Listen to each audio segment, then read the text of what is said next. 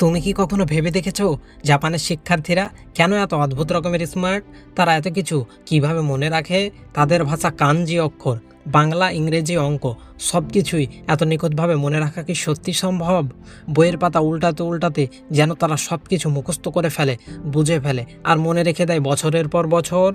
তাদের মনে রাখার ক্ষমতা এত তীক্ষ্ণ এবং এত নিখুঁত, এটা কি কোনো জেনেটিক প্রতিভা, নাকি তারা জানে এমন কোনো গোপন কৌশল যা আমরা জানি না?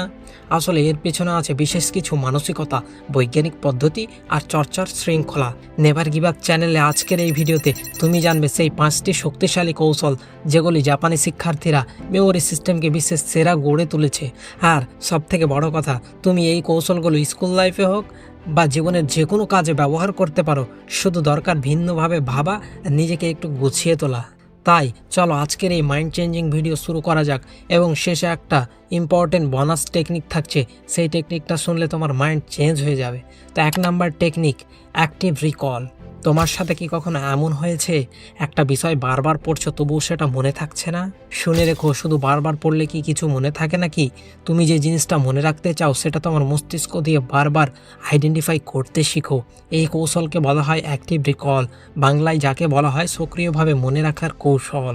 জাপানের শিক্ষার্থীরা এই পদ্ধতিটাকে দৈনন্দিন জীবনে সব থেকে বেশি ব্যবহার করে থাকে। তারা পড়ে না, তারা পড়ে এবং পরে নিজেকে প্রশ্ন করে, বই বন্ধ করে জিজ্ঞেস করে, এইটা কেন ঘটলো, এই মেথডটা কিভাবে কাজ করে, এই শব্দটার অর্থ কী। একটি ভিডিও কল কল্পনা করে তুমি কার সঙ্গে কথা বলছো, কিন্তু সেই মানুষটা আর কেউ না, তুমি নিজেই। তুমি নিজের মস্তিষ্ককে প্রশ্ন করছো, নিজেই উত্তর দিচ্ছ আর বারবার নিজেকেই বোঝাচ্ছ। এটাই হচ্ছে অ্যাক্টিভ রিকল। তাই আজ থেকে শুরু করো, বই পড়া বন্ধ করে মুখে বলো, নিজেকে প্রশ্ন করো, নিজেরই উত্তর দাও। তোমার মস্তিষ্ক এবার বুঝে ফেলবে, শিখে ফেলবে এবং ধরে রাখতে পারবে। এটাই হচ্ছে 1 number technique, active recall. 2 number technique, space reputation. তুমি কি কোনো জিনিস আজকে পড়লে কালকেই ভুলে যাও? মনে হয় কাল তো এত ভালো পড়েছিলাম, আজ মনে নেই কেন? কারণ আমাদের মস্তিষ্ক একটা তথ্য একবার শুনলে ধরে রাখতে পারে না। এবার ভাবো, তুমি একটা কবিতা প্রথমে পড়লে, এরপর 1 দিন পরে আবার পড়লে, 3 দিন পরে আবার 7 দিন পরে পড়লে। এভাবেই সময় ধরে ধরে বারবার ছোট ছোট বিরতির রিভিশন করলে সেটা গভীরে ঢুকে যায়। এটাকে বলে স্পেস রেপুটেশন, মানে সময় ধরে ছড়িয়ে ছড়িয়ে পড়া। জাপানের ছাত্ররা এমন রুটিনে পড়ে যেখানে তাদের তথ্য শুধু মুখস্থ নয়, আত্মস্থ হয়ে যায়। Technique number 3, visual memory. কখনো কি একটা সিনেমার দৃশ্য অনেক বছর পরেও তোমার মনে থেকে গেছে, কিন্তু একটা বইয়ের প্যারাগ্রাফ পড়ার আধ ঘন্টা পরেই তুমি ভুলে গেছো? কারণ আমাদের মস্তিষ্ক ছবি বা চিত্র বেশি সময় মনে রাখতে পারে। জাপানি শিক্ষার্থীরা তাদের ভাষাই কঠিন কাঞ্জি অক্ষরগুলো শেখে চিত্ররূপে। ধরো, পাহাড় মানে যে চিহ্নটা আছে, তারা সেটা দেখেই পাহাড়ের ছবি কল্পনা করে। তেমনি তুমিও যদি নিউটাউনস ল পড়ো, তাহলে শুধু ফর্মুলা মুখস্থ না করে একটা আপেল পড়ার ছবি ভেবে নাও, বা একটা ট্রেনের উপর বল প্রয়োগের দৃশ্য মনে করো। এভাবেই ভিজুয়াল মেমোরি কাজ করে, চোখ দিয়ে নয়, মস্তিষ্ক দিয়ে ছবি আঁকো। আর যে বোনাস টিপটির জন্য এতক্ষণ ধরে তোমরা চোখ সরাওনি, হয়তো কেউ স্ক্রিপ্ট করে ঠিক এই অংশটাই দেখতে এসেছো, এই বোনাস টিপটা তোমার জন্য।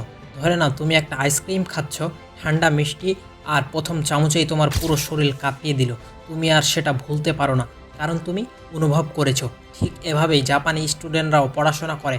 তারা শুধু পড়ে না, তারা অনুভব করে। ওরা যে জিনিসটা শিখছে সেটা চোখ বন্ধ করে নিজেকে তার মধ্যে কল্পনা করে।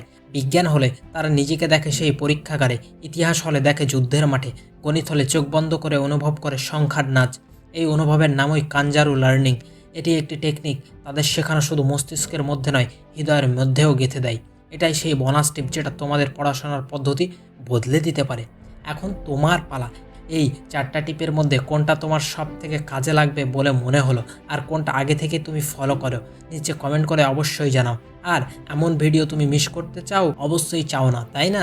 তাহলে স্মার্ট হও, সাইলেন্ট থেকে ওয়াচ করে যাও। দেখা হচ্ছে আমাদের পরের গল্পে।